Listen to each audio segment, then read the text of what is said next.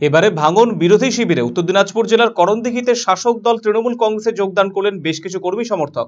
শুক্রবার রসাখোয়া 2 নম্বর গ্রাম পঞ্চায়েতের ঝাড়বস্তি সংসদে এই যোগদান কর্মসূচি অনুষ্ঠিত হয়।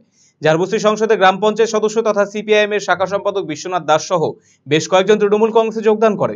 এদিনে দলে যোগদানকারীদের হাতে দলীয় পতাকা তুলে দিয়েছে উপস্থিত নেতৃত্ব। করণদিঘি বিধায়ক গৌতম পাল সহ অন্যান্যরা এই দিনের কর্মসূচিতে উপস্থিত ছিলেন। এই যোগদানের ফলে সাংগঠনিকভাবে জেলায় শক্তি বৃদ্ধি হলো দলের, এমনই অভিমত তৃণমূল নেতৃত্বের।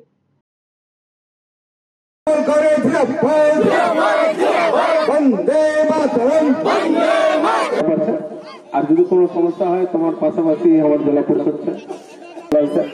আজকে আমার করণদিঘি বিধানসভা রসাখোয়া 2 গ্রাম পঞ্চায়েতের ঝাড়বস্তি যে সংসদ আছে সেখানে আমাদের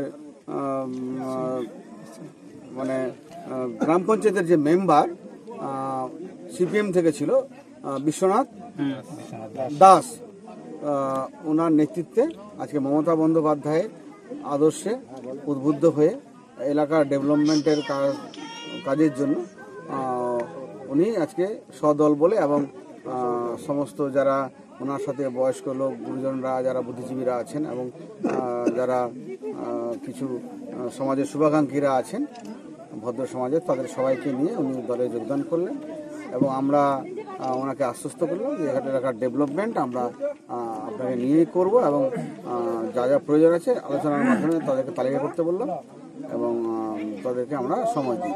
আমি সিপিএম এ ছিলাম, আমি এই অঞ্চলের রসাখোয়া 2 নম্বর অঞ্চলের শাখা সম্পাদক ছিলাম। যাই হোক, আমার মানে কাউকে দোষারোপ দিয়ে তো আমি আর পার্টিতে যোগদান করিনি। আমার লোকজন বলছে ডেভেলপমেন্ট করতে হবে, ওই জন্য আমি সবাইকে নিয়ে যোগদান করি। কাজকর্ম ভালো কাজ হচ্ছে বলে আমি আজকে এই পার্টিতে, টিএমসি পার্টিতে যোগ দিলাম।